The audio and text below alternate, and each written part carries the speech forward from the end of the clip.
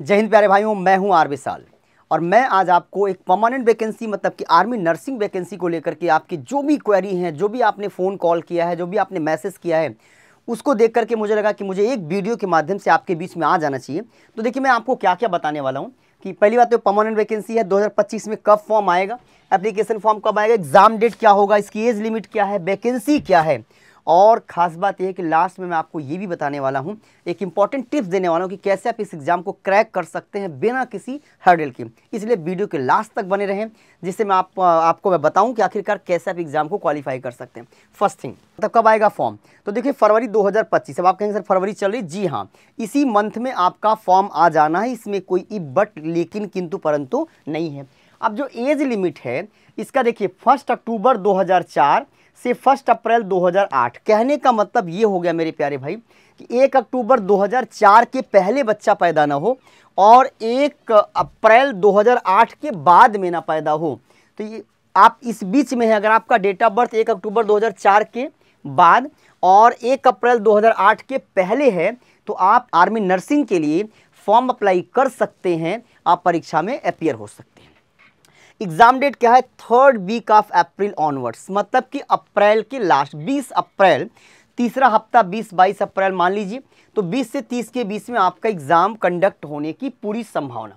Educational qualification क्या है, 10+2 intermediate pass in science with physics, chemistry, biology and English.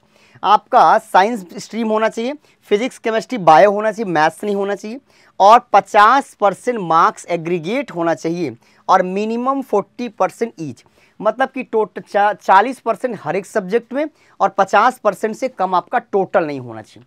अगली बात क्या है, या 10+2 pass in science with physics, chemistry, biology, botany, zoology मतलब biology and English with minimum 50% marks in aggregate and minimum 40%।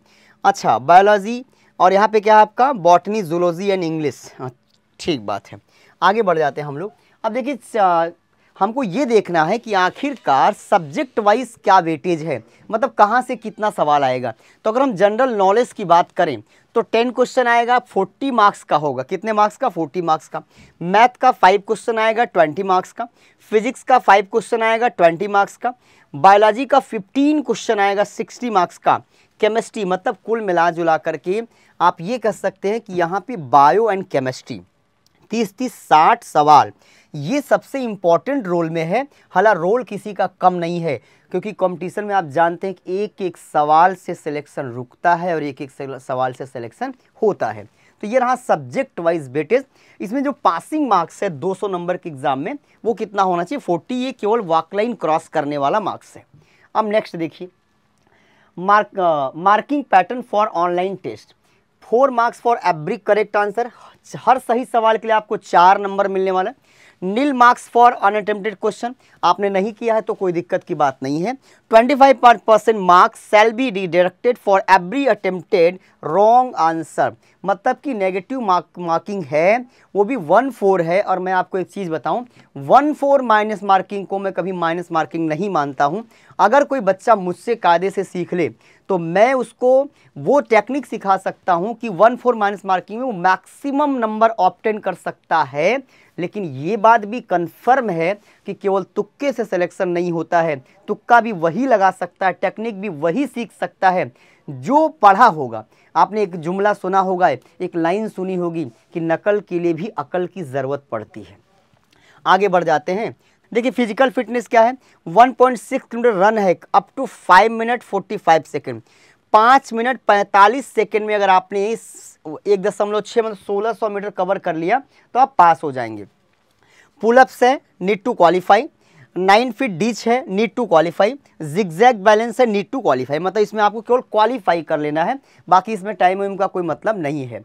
अब देखिए हम आपके लिए क्या करने वाले हैं, तो मेरे कल की क्लास है आर्मी नर्सिंग मतलब NA भर्ती 2025। आज ही कॉल करें 9696330033 पे, तत्काल हमसे जुड़े और हम आपसे सिलेक्शन का वादा करते हैं। अब मैंने आपसे कहा था मैं खास टिप्स आपको देने वाला हूं, तो देखिए खास टिप्स ये है कि अगर चैप्टर वाइज वेटेज देखते हैं तो यहाँ पे बायोलॉजी एंड केमिस्ट्री ये दो इंपॉर्टेंट सब्जेक्ट हैं जिसे आपको 100% कवर करना है। तो सबसे पहली चीज़ ये है कि आप जितना ज़्यादा से ज़्यादा हो सके अपने टीचर से कंसल्ट करके कोचिंग, जैसे अपने अगर आप हमसे जुड़े हुए हैं तो तत्काल सिलेबस को कंप्लीट करिए, और जैसे ही 50% सिलेबस कंप्लीट हो वैसे मैक्सिमम मॉक की तरफ जाइए, मॉक की तरफ जाइए। लास्ट टिप्स ये है कि कंटिन्यू मेहनत करते रहिए, जब तक सिलेक्शन नहीं मिलता दोस्त तब तक आराम से बैठने की कोई ज़रूरत नहीं है। जय हिंद।